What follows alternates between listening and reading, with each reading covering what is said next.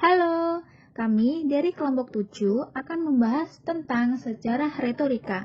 Ada saya Anastasia Anika Kirana, teman saya Stefani Natalia, dan yang terakhir adalah Yusil Elhaksari Hadi.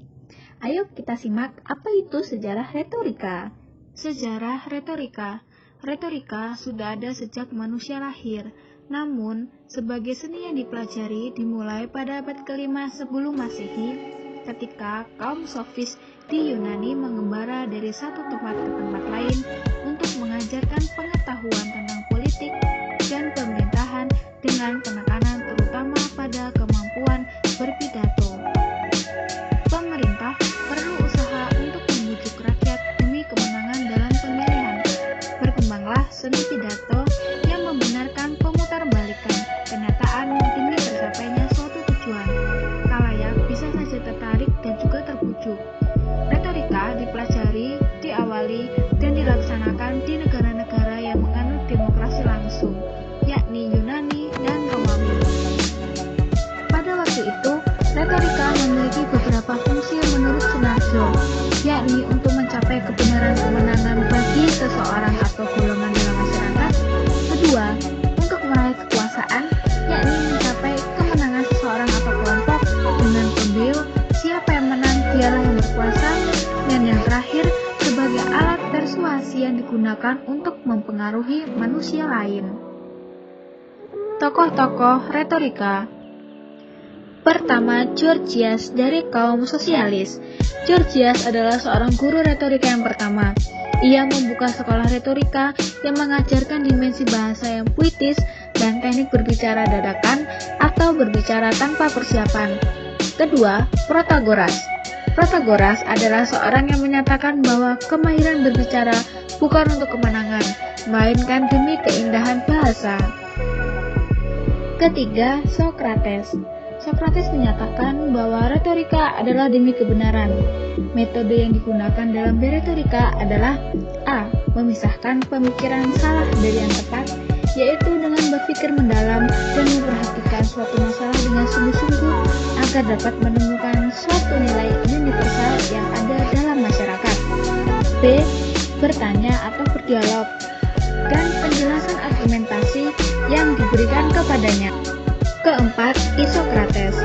Isokrates mendirikan sekolah retorika pada tahun 931 sebelum Masehi dengan menggunakan kata-kata dalam susunan yang jernih tapi tidak berlebih-lebihan, rentetan anak yang seimbang dengan pergeseran suara dan gagasan yang lancar. Kelima, Plato. Menurut Plato, retorika penting sebagai model pendidikan, sarana berada dalam pemerintahan, dan mempengaruhi rakyat. Beberapa karangannya yang terkenal adalah salah satu bukunya yang berjudul Politikos yang mengupas tentang undang-undang. Kedua, dialog berbicara tentang pembuatan kerangka retorika yang benar-benar berkaitan dengan kebenaran dan moral. Keenam, Aristoteles. Menurutnya, tujuan retorika adalah untuk mengadakan pembicaraan atau menampakkan pembuktian. Ia menulis 3 jilid buku berjudul De Arte Rhetorica yang berisi 5 tahap penyusunan pidato. Tahapan tersebut dikenal dengan 5 hukum retorika yang meliputi penemuan, pembicara topik dan meneliti khalayak untuk melihat metode persuasif yang paling tepat. Kedua, dispositio atau penyusunan. Pembicara menyusun pidato atau mengorganisasikan pesan. Pesan dibagi ke dalam beberapa bagian yang berkaitan dengan logis. Ketiga, elocutio atau gaya. Dapat dicapai dengan cara 1. Menggunakan bahasa yang tepat, 2. Memilih kata-kata yang jelas dan langsung, ketiga, memakai kalimat yang indah, dan yang terakhir, menyesuaikan bahasa dengan pesan khalayak dan pembicara. 4. Memoria atau memori. Pembicara harus mengingat apa yang ingin disampaikannya. Kelima, pronunciatio atau penyampaian. Pembicara harus memperhatikan suara dan gerakannya saat menyampaikan pesan. Ketujuh, Marcus Tullius Cicero. Cicero menyarankan bahwa seorang orator harus menyusun dengan sistematis dan bahan-bahan tersebut, mencoba menghafal isinya, dan mengemukakan masalah dengan baik. Kedelapan, Plutarch. Ia berpendapat bahwa pidato harus disampaikan dengan meyakinkan apa yang akan dicapai dengan keyakinan pembicara yang percaya diri dan teknik bahasa yang baik.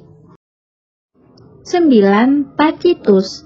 Tacitus menyatakan bahwa retorika akan hilang seiring dengan berkurangnya demokrasi.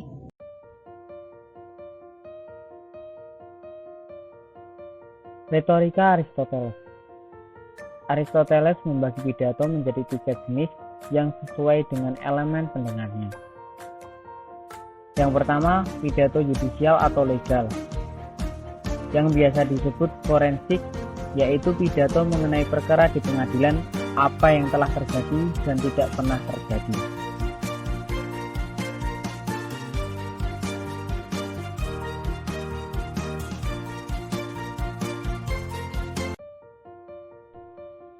Yang kedua, pidato deliberatif atau politik pidato yang berisi nasihat yang disampaikan.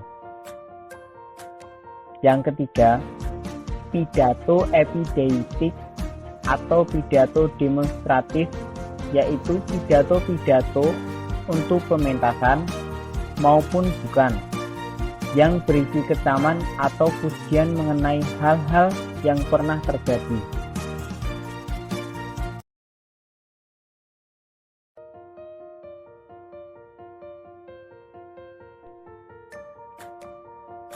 Dasar-dasar retorika menurut Aristoteles.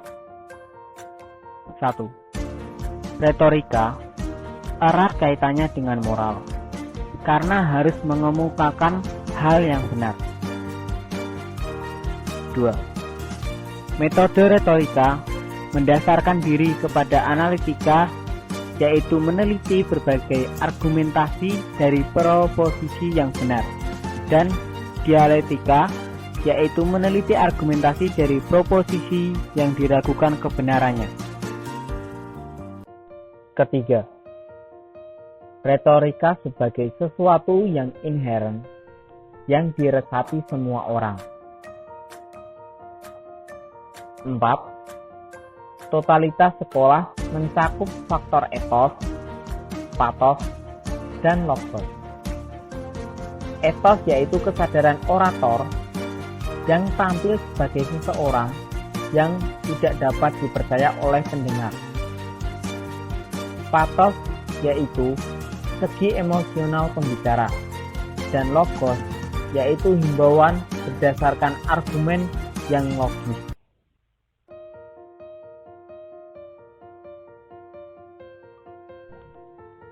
Aliran retorika modern. Aliran retorika modern ditandai dengan melengkapi Renaissance sekitar tahun 1200-an. Aliran retorika modern menurut Jalaluddin Rahmat ada 3 aliran, yaitu 1. Aliran epistemologis, membahas teori pengetahuan, asal-usul, sifat, metode, dan batas pengetahuan manusia.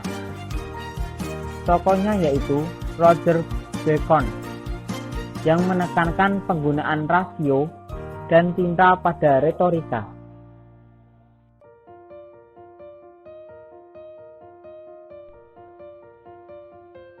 Kedua, aliran Belles Lettres mengutamakan keindahan bahasa, segi-segi estetis pesan. Tokohnya yaitu Hugues Blair, yang menghubungkan antara retorika, sastra, dan kritik, sehingga bebas dari cita rasa dengan apapun yang indah. Ketiga, aliran elokusionis menekankan teknik penyampaian pidato.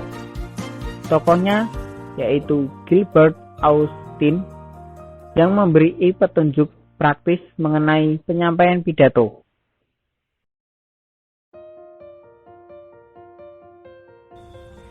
Abad 20. Tokoh retorika pada abad ini diantaranya James Winans yang menggunakan psikologi modern dalam pidatonya.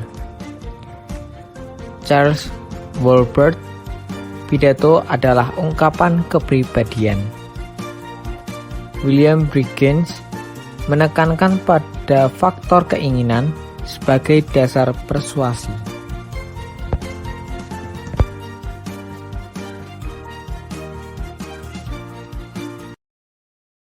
Tolisis adalah penolakan fakta-fakta yang berlawanan. Pembicara keberatan dengan hal-hal yang bersifat palsu. Poin yang terakhir yaitu peroratio atau epilogos adalah kesimpulan atau rangkuman. Subbab yang terakhir yaitu public speaking yang merupakan perkembangan dari retorika yang ada di Indonesia. Keuntungan-keuntungannya antara lain, poin yang pertama, menurut pendapat De Vito pada tahun 1994, A. Meningkatkan keahlian dalam akademik dan karir. B. Memperbaiki kemampuan berkomunikasi secara umum. C. Meningkatkan kemampuan berbicara di depan publik. Dan poin yang kedua, menurut pendapat Wuwur pada tahun 1999. A. Meningkatkan kemampuan pribadi seperti perasaan tidak percaya diri. B. Memperluas orientasi pribadi. C. Dapat membina relasi dengan baik. D. Semakin terbuka terhadap diri sendiri dan orang lain. E. Untuk keberhasilan dan kemudahan pribadi dalam proses komunikasi.